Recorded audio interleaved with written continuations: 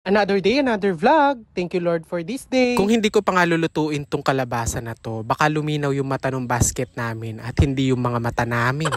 Hi mga che! Welcome back to my vlog! Mga bandang alas 7 na nga to ng umaga, nang magising nga ako at dumiretso na nga ako dito sa kusina. Ay rugo, kaya niyuko mo naman madalas sa kakit, no nyuk pawariburing munta, diba?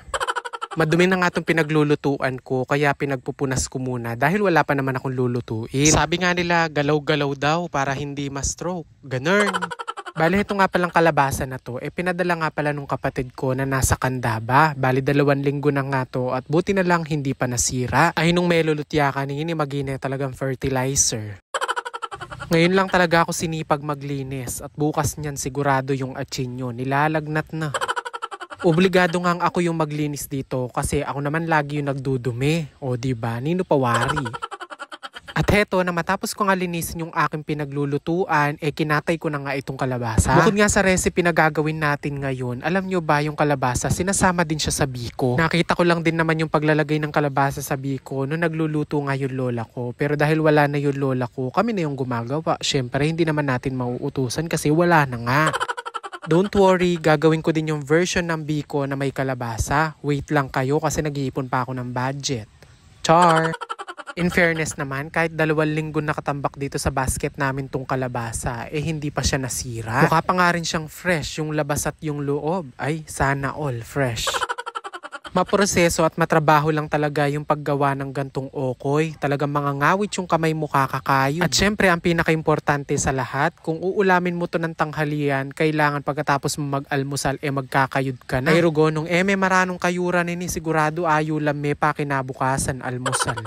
Ali, ilan lang din naman kaming kakain dito sa bahay ngayon. Tapos yung kalahati daw, lulutuin daw ni nanay bukas. Dadagdagan niya nga daw na sitaw, tapos lalagyan niya ng gata para daw ginataan. Ganun. Na matapos ko ngang kayurin yung kalahati ng kalabasa, nilagay ko na nga dito sa malinis na planggana. Sure lang din natin na yung planggana paglalagyan natin, ito yung tuyo siya. Para naman sa pampalasa, maglalagay nga pala tayo dito ng paminta. Sa talaga sa nagpapasarap ng okoy yung madaming paminta, kaya hindi ko din ito tinipid sa paminta. Lalagay nga din pala tayo dito ng konting asin. Para naman mas lalong kumapit yung mga pampalasa nilagay natin, kailangan natin tong haluin gamit yung kamay. Pero nung bisa ka mas malinamnam yun, gumamit kang bitis. Charis! Mo pa ka seryoso po, tarugo ginamit kapim bitis. Joke ya ito wa.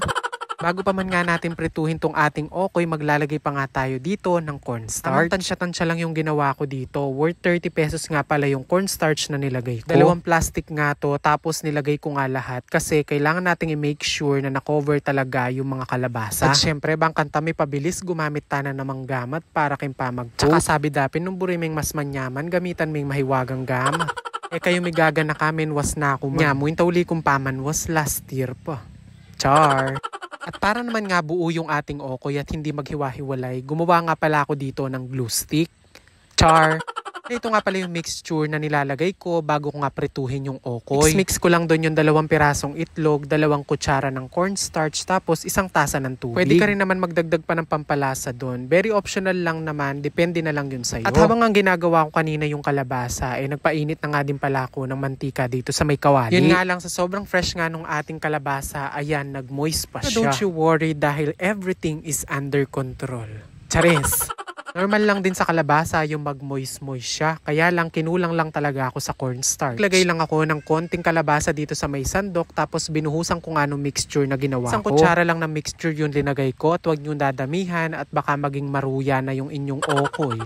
At isa sa pinaka-importante ay kailangan mainit na mainit nga yung mantika. At nung ngayon mapalin taba, yung sipsipa na muning okoy tantaba. Medyo nagagahol nga lang ako ng konti dyan dahil ito nga ang okoy na to, mabilis lang din maluto. Yan din yung purpose kung bakit nga konti lang yung nilalagay ko doon sa sandok para nga madali lang din siyang maluto. Kung kasing kakapalan natin yan, matagal talaga pag niluluto mo siya dito sa mantika kahit nakababad pa siya. Ito, nung matapos ko nga yung first batch, isinalang ko na din dito yung second batch. Mga 100 batch kasi yung gagawin ko.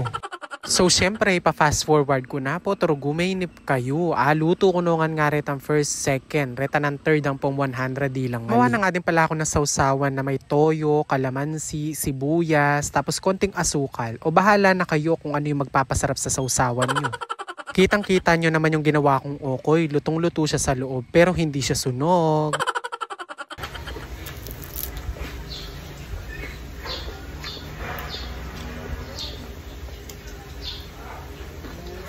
Oh, siguro naman dimdam no makananuya ka lutong ne. Kanya naman nung wala ka pambalong iulam o kaya meriendahan ay nuko. Pwede la rin ko yung makare. Dahil nga mag-aalauna na matapos nga akong magprito, ayan, pinagsabay ko na yung merienda at yung tanghalian. Ganon.